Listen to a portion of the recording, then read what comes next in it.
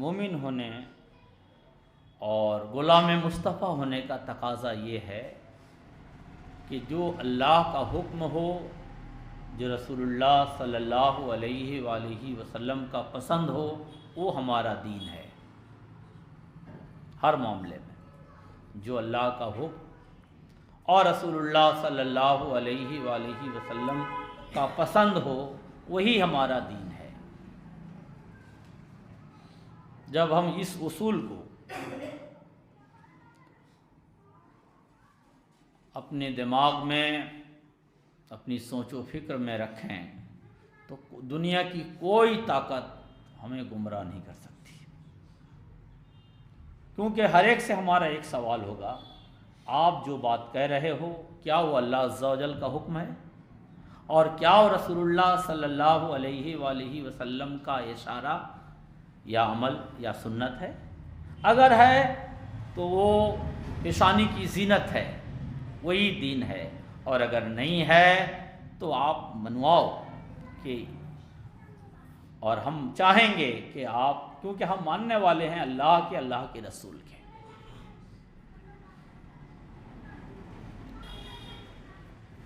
بیت المقدس بھی قبلہ ہے تو اللہ کے حکم سے تھا، اور کعبہ بھی قبلہ ہے تو اللہ کے حکم سے۔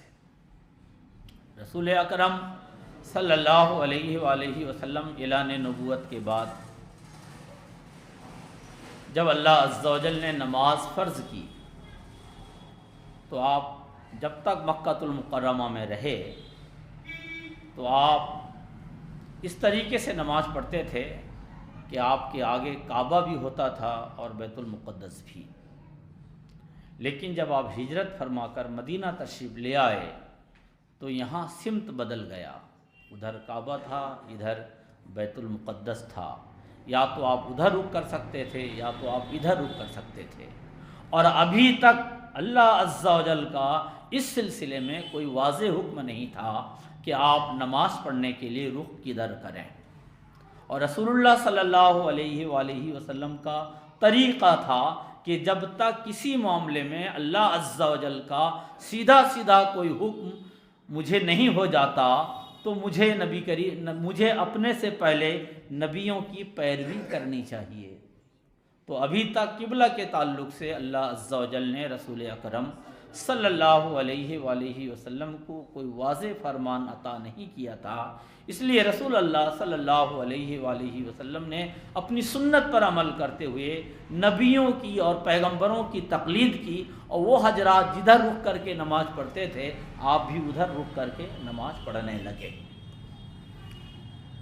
پھر آپ ایک بات یہاں کہہ بھی سکتے ہیں کہ ٹھیک ہے، ادھر ابراہیم علیہ السلام نماز پڑھتے تھے تو آپ ادھر رک کر کے نماز پڑھ لیتے، وہ تو ابراہیم علیہ السلام تھے۔ تو اس کا ایک جواب علماء دیتے ہیں، کہتے ہیں کہ مدینے میں جب آپ تشریف لائے تو بہت سے اہل کتاب تھے، یہودی تھے، اور وہ لوگ بیت المقدس کی طرف رخ کر کے نماز پڑھتے تھے۔ آپ نے چاہا کہ آپ بھی بیت المقدس کی طرف منہ کر کے نماز پڑھیں تاکہ انہیں احساس ہو جائے کہ تم اگر نبیوں کے قبلہ کو اپنا قبلہ مانتے ہو تو ہم بھی نبیوں کے قبلہ کو اپنا قبلہ تسلیم کرتے ہیں۔ یہ ایسا نہیں کہ ہر چیز میں ہم آپ کی مخالفت کرتے ہیں، بلکہ ہم صرف اس چیز میں مخالفت کرتے ہیں آپ کی جس چیز میں اللہ عز و جل کا سیدھا حکم ہمارے لیے آ جائے۔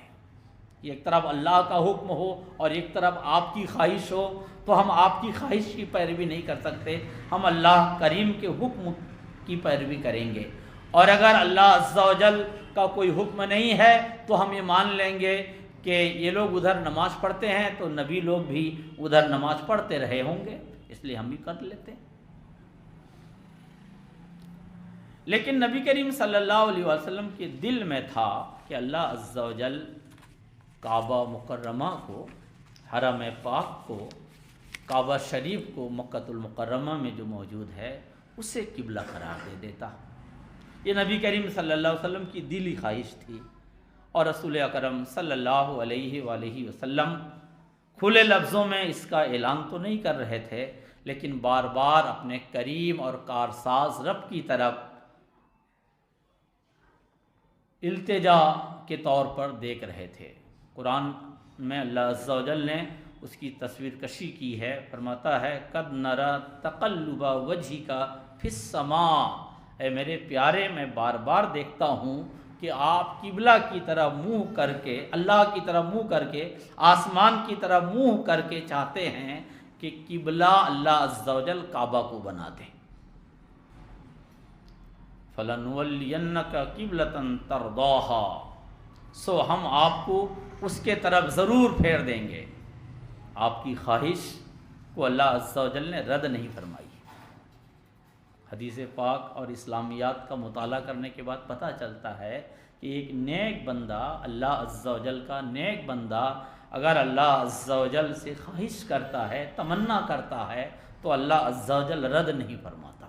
اور آپ تو سید الانبیاء صلی اللہ علیہ وآلہ وسلم ہیں، بھلا آپ کی تمنا، آپ کی خواہش کو اللہ عز و جل کیسے رد فرما دیتا؟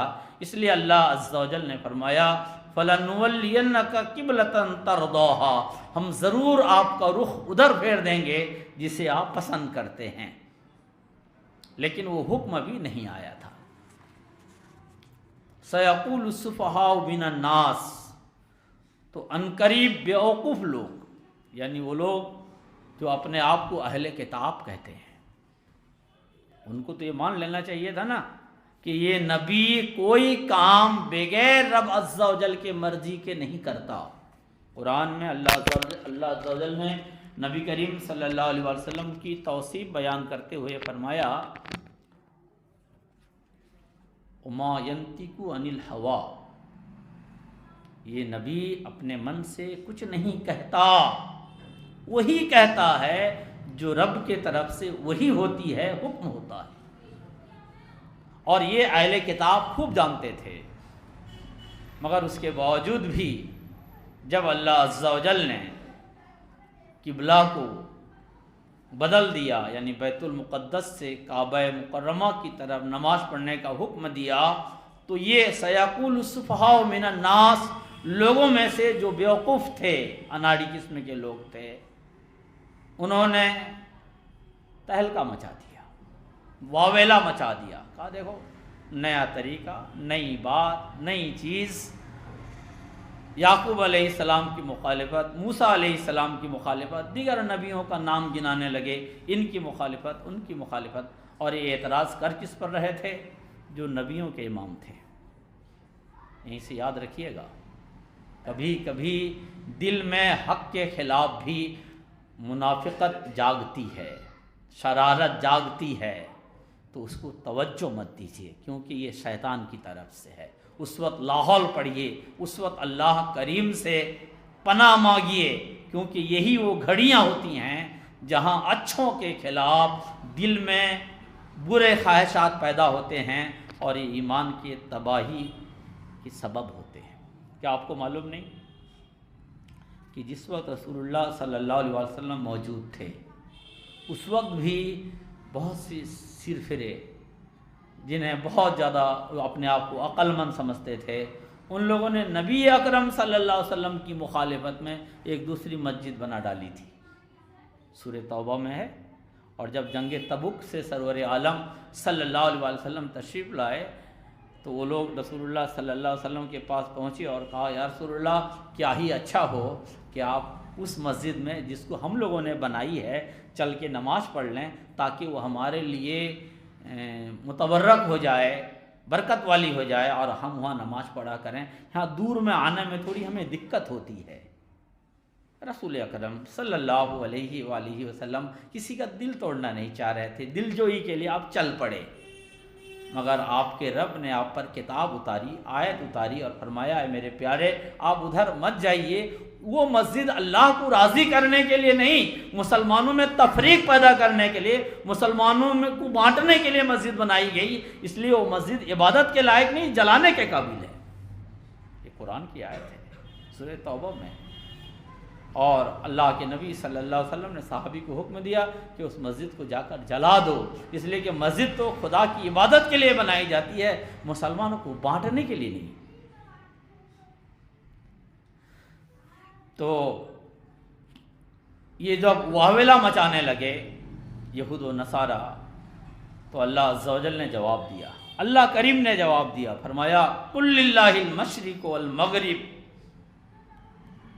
مشرق بھی اللہ کا ہے، مغرب بھی اللہ کا، پورب بھی اللہ کا، پچھم بھی اللہ کا، یہ اللہ کی مرضی ہے، جدھر چاہے حکم دے دے۔ تمہارا کام ہے اللہ کی مرضی کے سامنے اپنے آپ کو جھکا دینا۔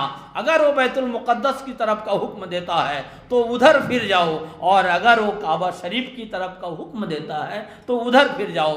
بندہ ہونے کا مطلب یہ ہے کہ خدا کا اشارہ جدھر، خدا کے نبی کی سنت جدھر، مسلمان اور خدا رسول کا ماننے والا ادھر۔ یہدی من یشاء الی صراط مستقیم، اللہ ہدایت دیتا ہے جسے چاہتا ہے، اللہ ہدایت دیتا ہے جسے چاہتا ہے، صراط مستقیم، سیدھے راستے کا، سیدھے راستے کی جو ہدایت ہے وہ اللہ دیتا ہے، دوسرا کوئی نہیں دے سکتا، اور وہ اللہ جسے چاہتا ہے اسے دیتا ہے۔ اس لیے بار بار اللہ کریم سے ہدایت طلب کیجیے، اے اللہ ہمیں صراط مستقیم پر چلاؤ، اے اللہ ہمیں سیدھے راستے پر چلاؤ، کیونکہ گمراہ کرنے والے ہر طرف کیڑے مکوڑے کے جیسے پھر رہے ہیں اور کھینچنے کی کوشش کر رہے ہیں۔ ہدایت اگر ہے تو سب کچھ ہے، ہدایت نہیں تو کچھ نہیں۔ اس کے بعد رب فرماتا ہے وَكَذَلِكَ جَعَلْنَاكُمْ أُمَّةً وَسَطًا، اس طرح ہم نے اس امت کو سب امت سے بہتر بنایا۔ ہم امتی ہیں، حالانکہ اللہ عز و جل کا یہ سیدھا سیدھا خطاب صحابہ کرام کے لیے ہے۔ فرمایا یہ صحابی، دیکھیے ایک طرف وہ لوگ ہیں جو اہل کتاب ہیں، جو کہتے ہیں موسیٰ، عیسیٰ اور دیگر نبیوں کے ماننے والے، اور ایک طرف وہ لوگ تھے جو بدمعاش تھے، دنیا کے سارے عیوب تھے، مگر رسول اللہ صلی اللہ علیہ وسلم کی صحبت نصیب ہوئی، دل سے ساری کدورتیں، ساری نفرتیں، ساری شرکشی دور ہو گئی، اور سچے پکے اچھے مسلمان ہو گئے۔ اب ان کے ایمان کی شان دیکھیے کہ اللہ کا حکم ہوتا ہے بیت المقدس کی طرف تو بیت المقدس کی طرف، اللہ کا حکم ہوتا ہے قبلہ کی طرف تو قبلہ کی طرف۔ وہ کہتے ہیں کہ میرے رب کی مرضی جدھر ہمارا دل ادھر۔ اہل کتاب وہ تھے تو ان کا بھی یہی کہنا ہونا، ان کی بھی شان یہی ہونی تھی۔ اگر آپ واقع میں موسیٰ و عیسیٰ اور دیگر انبیاء علیہ السلام کے ماننے والے ہو تو آپ کی بھی یہی شان ہونی چاہیے، لیکن حقیقت میں آپ ان حضرات کا آڑ لیتے تھے۔ جیسے آج ہمارا کوئی بھٹکا ہوا ہے، ہم اس کو کہتے ہیں کہ بھائی صاحب آپ نماز پڑھیے، روزہ رکھیے، دین کی طرف آئیے، تو کبھی کبھی وہ ان کا نام لینے لگتا ہے، حالانکہ جن لوگوں کا وہ نام لیتا ہے وہ حضرات بھی تو نماز کی طرف بلاتے تھے۔ اب اگر ان کے سچے شیدائی ہو آپ، تو پھر ان کی جو آپ کو دعوت دین دے رہا ہے، خدا و رسول کی طرف بلا رہا ہے، وہاں پر آپ اپنی عقل کو سامنے مت لائیے، بلکہ خدا کے حکم کے سامنے جھکیے۔ فرمایا وَكَذَلِكَ جَعَلْنَاكُمْ أُمَّةً وَسَطًا، اور اس طرح ہم نے تم کو امت وسط بنایا۔ دیکھیے بہت زیادہ کھانا کھاؤ گے تو بیماری ہوگی، بالکل نہیں کھاؤ گے تو موت آ جائے گی، بہت زیادہ خرچ کیجیے گا تو مالی حالت چرمرا جائے گی، اور بالکل خرچ مت کیجیے گا تب بھی وہ مال رکھنے کا کوئی فائدہ نہیں۔ لیکن ان دونوں کے بیچ میں ایک چیز ہے جس کو میانہ روی کہتے ہیں، درمیانی چیز۔ پوری رات آپ جاگیے اور پورا دن آپ جاگیے تو یہ بھی آپ برباد ہو جاؤ گے، کسی لائق نہیں بچو گے۔ لیکن ہمیشہ سوتے رہیے، یہ بھی آپ کے لیے نقصان دہ ہے۔ لیکن رب عز و جل نے جو سونے کا وقت مقرر کیا اس پہ سوئیے، اور رب عز و جل نے جب جاگنے کا حکم دیا جاگیے، تو آپ میں 4 چاند لگ جائے گا۔ اسی کو وسط کہتے ہیں، بیچ کا راستہ اختیار کیجیے۔ اسلام میں بیچ کا راستہ بہت پسندیدہ ہے۔ اللہ کے نبی صلی اللہ علیہ وسلم کے سامنے ذکر آیا رہبانیت کا۔ یہ جو ہم سے پہلے مذہب والے گزرے ہیں، یہود و نصارہ، ان میں سے کچھ لوگ ایسے بھی تھے جو خدا کو راضی کرنے کے لیے اپنے آپ کو جنجیروں سے جکڑ دیتے تھے. نہ شادی کرنا ہے، نہ بیاہ کرنا ہے، نہ کہیں بیٹھنا ہے، نہ کسی کے بعد جانا ہے. وہ بالکل تل گھرے میں، تہہ خانہ میں، جنگلوں میں اپنے آپ کو جکڑ دیتے تھے اور اپنے آپ اوپر جتنا وہ ظلم کر سکتے تھے سب کرتے تھے، تاکہ ان کا نفس، ان کی خواہشات مر جائے. ان کے دل میں صرف اور صرف اللہ ہو. اللہ عز و جل نے اس کو ناجائز، حرام یا گناہ نہیں کہا، لیکن اس چیز پر استقامت کرنا، اس پہ پابندی کے ساتھ قائم رہنا، یہ مشکل مسئلہ تھا ایک انسان کے لیے، کیونکہ انسان کی بشریت بھی ہے اور بشری تقاضے بھی ہیں. لہذا کچھ لوگ تو بڑے ماہر ہو گئے، کچھ لوگ نے واقع میں اللہ کی رضا حاصل کر لی، اور کچھ لوگ جو ہے اس آڑ میں بہت کچھ کرنے لگے. اسلام نے اس کو پسند نہیں کیا. اسلام نے کہا تمہاری رہبانیت یہ ہے کہ تم حلال چیزوں کو استعمال کرو، حرام چیزوں سے بچ جاؤ. یہ تمہاری رہبانیت ہے. پوری رات نماز آپ نہیں پڑھ سکتے. ہاں، اگر کوئی مرد کامل مل جائے، مرشد کامل مل جائے، اس کی سنگت میں آپ رہو اور دل کی دنیا بدل جائے تو ایک الگ سی بات ہے. ورنہ آپ عشاء کی پابندی کر لیجئے اور فجر کی پابندی کر لیجئے، حدیث پاک کے اعتبار سے آپ رات بھر عبادت کرنے والے کہلاؤ گے. تو وہ دو چیز جو اس میں ایک طرف بالکل زیادتی ہوتی ہے، دوسری طرف بالکل تنگی ہوتی ہے، اس کے بیچ کا نام ہے وسط، بہتر، درمیانی. وہ اختیار کیجیے. اللہ عز و جل نے اس امت کو امت وسط قرار دیا. حدیث پاک میں ہے کل قیامت کے دن نوح علیہ السلام اور دیگر انبیاء علیہ السلام سے رب عز و جل فرمائے گا، کیا اے نوح، اے موسیٰ، اے عیسیٰ، اے فلاں، اے فلاں، کیا تم نے میرے بندوں تک میرا پیغام پہنچایا؟ تو سارے انبیاء علیہ السلام کہیں گے، اے میرے رب، جو حکم تو نے دیا تھا تیرے بندوں تک ہم وہ سارے احکامات پہنچا چکے.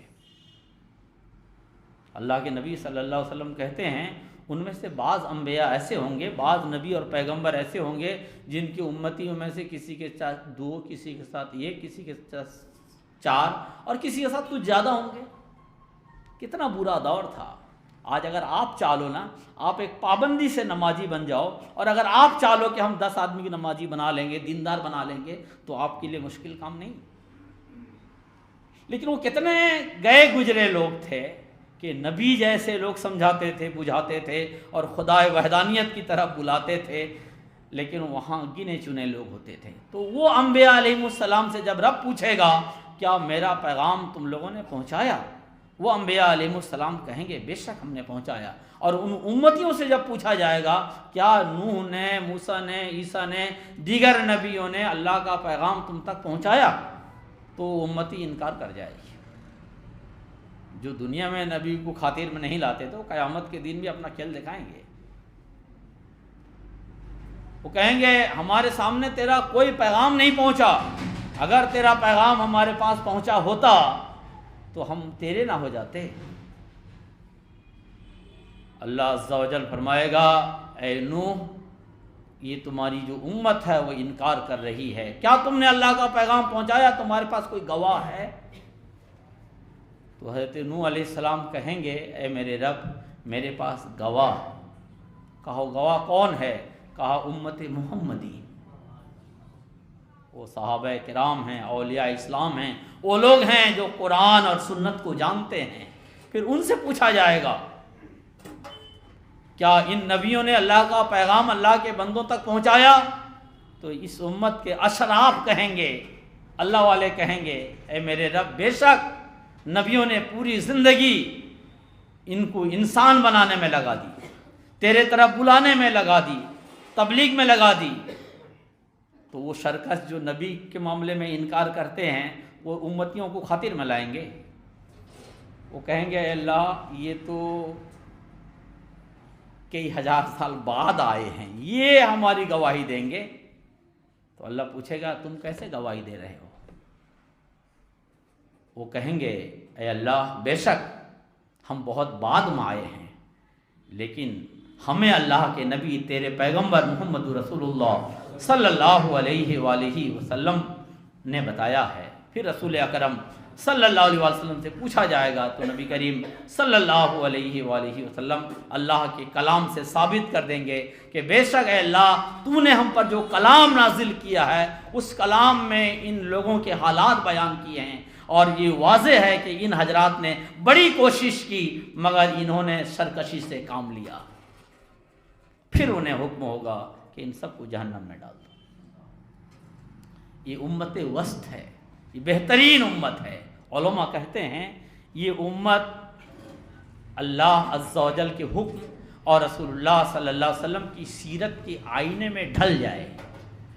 دنیا کو آپ کو کلمہ پڑھانے کی ضرورت نہیں، آپ نے جس کا کلمہ پڑھا ہے اس کلمہ پڑھنے والے کے عادت، اطوار، اخلاق، طور طریقے کو اپنا لیجئے تاکہ جب دنیا والے دیکھیں تو انہیں احساس ہو جائے۔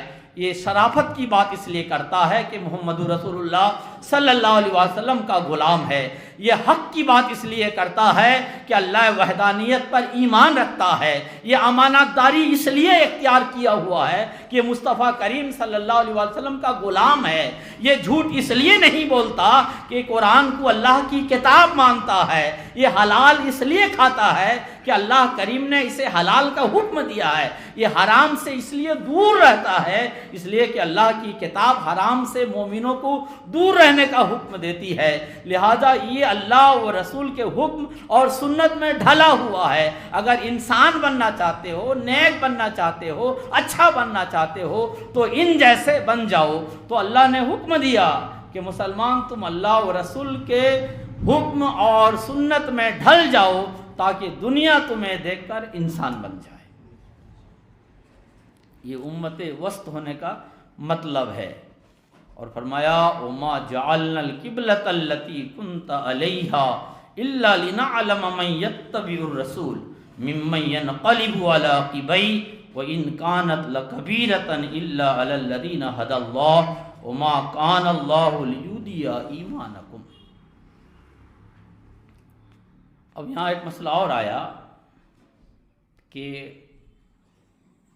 لگ بھگ 2 سال کے بعد کعبہ شریف کی طرف نماز پڑھنے کا حکم ہوا۔ اس سے پہلے بیت المقدس کی طرف منہ کر کے نماز پڑھا جا رہا تھا۔ جو مومن تھے، جو صحابہ ہیں، ان کے دل میں ایک بات آئی کہ ہم سے پہلے اس 2 سال کے اندر جو ہمارے بھائی دنیا سے چلے گئے، جن کی موت واقع ہو گئی یا وہ شہید ہو گئے، ان کی نمازوں کا کیا ہوگا؟ کیونکہ انہوں نے تو بیت المقدس کی طرف رخ کر کے نماز پڑھا ہے، کعبۃ اللہ کی طرف تو منہ کر کے نماز پڑھا نہیں ہے، ان کا کیا ہوگا؟ یہ ان کے دل میں ایک خیال آیا، سوال پیدا ہوا۔ اللہ عز و جل نے محمد رسول اللہ صلی اللہ علیہ وآلہ وسلم کے سچے غلاموں کے دل کے شبہات کو دور کرنے کے لیے یہ آیت نازل فرمائی۔ فرمایا وما کان اللہ لیضیع ایمانکم، اللہ کی یہ شان نہیں کہ تمہارے اعمال کو ضائع کر دے۔ وہ جو آج سے 2 سال پہلے جو قبلہ کی طرف نماز پڑھے ہیں، بیت المقدس کی طرف، بے شک ان کی نماز بارگاہ رب العزت میں قبول ہوئی ہے، اس لیے کہ وہ اپنے خواہشات کے بنیاد پر نہیں، وہ تو اللہ اور اللہ کے نبی صلی اللہ علیہ وسلم کی اتباع کرتے ہوئے ایسا کیے ہیں، لہٰذا ان کو اس کا صلہ ملے گا۔ اور تمہارے دل میں خیال کیسے آ گیا رب کے بارے میں کہ رب تمہارے اعمال کو ضائع کر دے گا؟ ان اللہ بالناس لرؤوف الرحیم، بے شک اللہ تو اپنے بندوں پر بہت رؤوف اور بہت رحیم ہے، بہت زیادہ مہربان اور بہت زیادہ رحم فرمانے والا ہے۔ اسی آیت پاک کے تحت امام قرطبی نے تفسیر کبیر میں لکھا ہے کہ نبی کریم صلی اللہ علیہ وآلہ وسلم نے ایک خاتون کو دیکھا جس کا بچہ کھو گیا تھا، وہ بچے کو ڈھونڈ رہی تھی اور یہاں وہاں مارے مارے پھر رہی تھی، اور جس کا بھی وہ ننھا منا سا بچہ دیکھتی تھی وہ دوڑ کر اس کو اپنے سینے سے چپکا لیتی تھی، یہاں تک کہ اس کا بچہ اسے مل گیا۔ اس نے اپنے بچے کو دل سے لگا لیا، اپنے سینے میں چپکا کر اس نے ماں نے دودھ پلایا اور بہت زیادہ پیار کرنے لگی، ہر ایک کی نظر اس پہ ٹکی تھی۔ اللہ کے نبی صلی اللہ علیہ وآلہ وسلم نے اپنے صحابہ کی طرف مخاطب ہو کر فرمایا، اے میرے صحابیوں، کیا تم یہ گمان کرتے ہو کہ یہ عورت جب تک اس کا بس چلے کیا اس بچے کو جلائے گی، مار ڈالے گی، نقصان پہنچائے گی؟ کہا ہرگز نہیں، جب تک اس کا بس چلے گا وہ بچے کو بچائے گی۔ اگر کوئی دشمن آ جائے، کوئی چھیننے کے لیے آ جائے، کوئی درندہ آ جائے تو اس کے طاقت بھر وہ کوشش کرے گی کہ بچے کو تکلیف نہ پہنچے۔ اس لیے فرمایا کیا تمہارا گمان ہے کہ بچے کو جلائے گی، تکلیف پہنچائے گی؟ کہا نہیں، ہرگز نہیں۔ کہا اس عورت سے زیادہ اللہ کریم اپنے بندوں پر رحم کرنے والا ہے، اس عورت سے زیادہ اللہ تبارک و تعالیٰ اپنے بندوں پر رؤوف اور رحیم ہے۔ ہاں اگر بندہ سرکشی پر اتر آتا ہے، اللہ کی کتاب کو اور اللہ کے حکم کو خاطر میں نہیں لاتا، تب تو پھر اللہ عدل فرماتا ہے اور کیے کی سزا دیتا ہے۔ اللہ رؤوف الرحیم ہے۔ اللہ سے اپنے غلطی کا اعتراف کیجئے، اچھا مسلمان بنیے، اور اللہ عز و جل نے جو ہمیں امت وسط بنایا ہے، بہترین امت، تو ہم صرف ڈینگیں نہ ماریں کہ ہم بہترین امت ہیں۔ لوگ کہیں، جو لوگ ہمیں مانتے نہیں، جو لوگ ہمیں پسند نہیں کرتے، جو لوگ ہم سے نفرت کرتے ہیں، ہمارا عمل اتنا اچھا ہو جائے، ہم رسول اللہ صلی اللہ علیہ وسلم کی سیرت اور سنت میں اس طرح ڈھل جائیں کہ وہ کہنے لگیں کہ نہیں یار، انسان تو ایسا ہوتا ہے، آدمی تو ایسا ہوتا ہے، اور محمد رسول اللہ صلی اللہ علیہ وسلم کے غلام تو ایسے ہوتے ہیں۔ اللہ کریم ہمیں توفیق دے شر نفس کے شر اور شیطان سے شر سے بچنے کی۔ اللہ عز و جل ہم سب کی حفاظت فرمائے۔